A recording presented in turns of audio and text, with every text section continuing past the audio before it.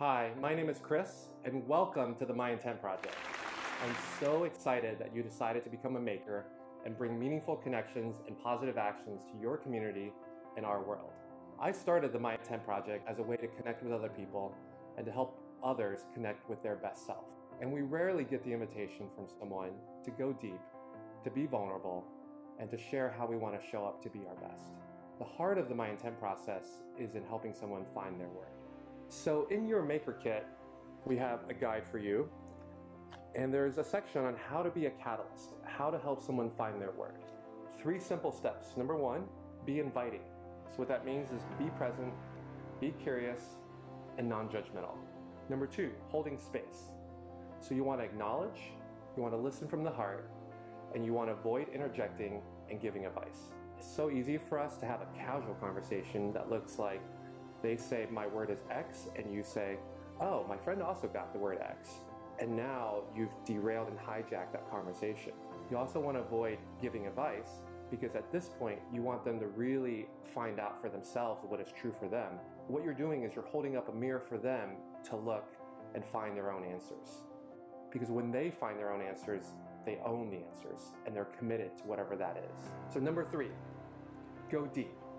You want to explore with follow-up questions like, what does that look like for you? Because when you do that, it helps them clarify what success looks like, and it helps them be more committed to what they're bringing into their lives. So we have 3 questions for you to help someone find their word. What's a virtue you want more of in your life? Second one, what's a challenge you want to overcome? And lastly, what are you most passionate about and want to spend more time on? These 3 questions are a great starting point to help someone find their word, and they're always available at our website at myintent.org on the homepage. We also have a deck of question cards to help you go deeper. These cards were curated after going through hundreds of questions, starting with what do you want to let go of, all the way to how do you want to serve and make a difference in our world. You can use these as journal prompts for self-reflection. You can use these on a coffee date with a friend, or you can use these in a group. So once you've helped someone find their word, it's time to make them a bracelet. And this bracelet is a powerful reminder to help them stay on track. You know, it's interesting, the word distraction just means distraction, no longer having traction towards your goal. And this is not a piece of jewelry. This is a powerful tool to help someone have traction to their intention and their goal. The mindset you should have as you stamp is that you're making a powerful reminder for someone. This is not about perfection, it's about the intention. Your goal here is not to make it look like a machine made it. Your goal is to create something that someone's gonna wear and remind them to help them stay on track.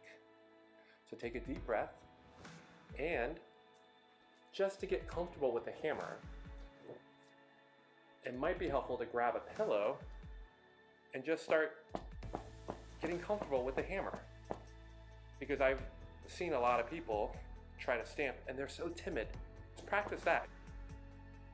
Once you have the right mindset, the key is to find a hard surface to stamp against.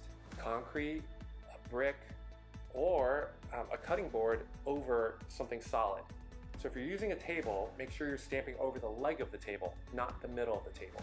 You don't want to stamp on carpet. If you stamp on carpet, there's nothing to push back against and you won't get very deep with your letters. So grab a bracelet, pull the string back, and then put it on the round base with the string resting over the lower ledge. You'll see on the sticker it says string, so that's where you put the string side. And then you'll see a black arrow that says stamp.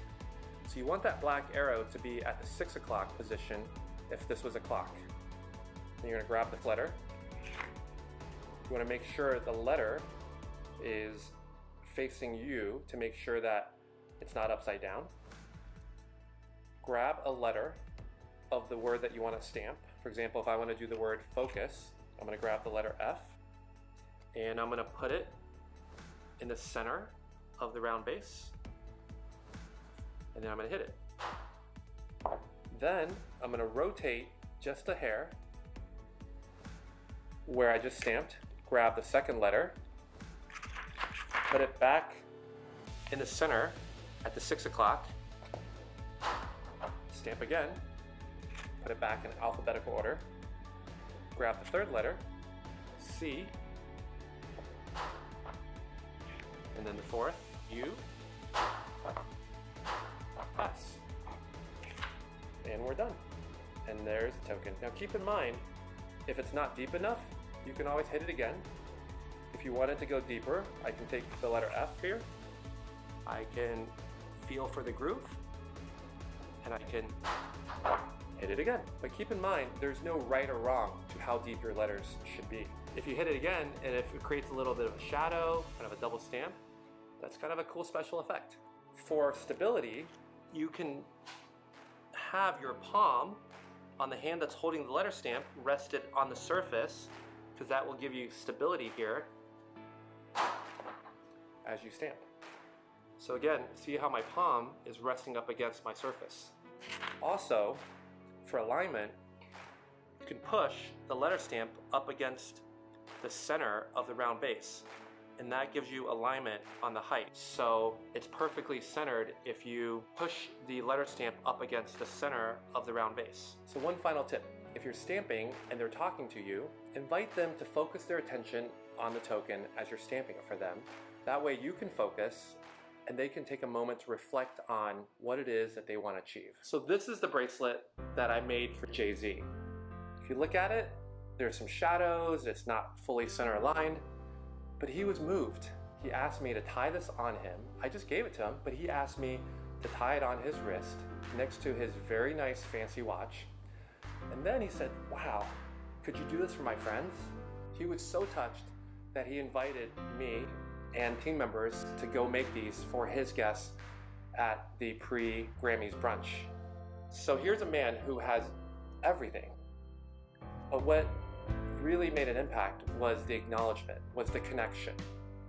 And so again, I want to reiterate, it's not about making it look like a machine made it. If it looked like a machine had made it, I don't think it would have had the same reaction.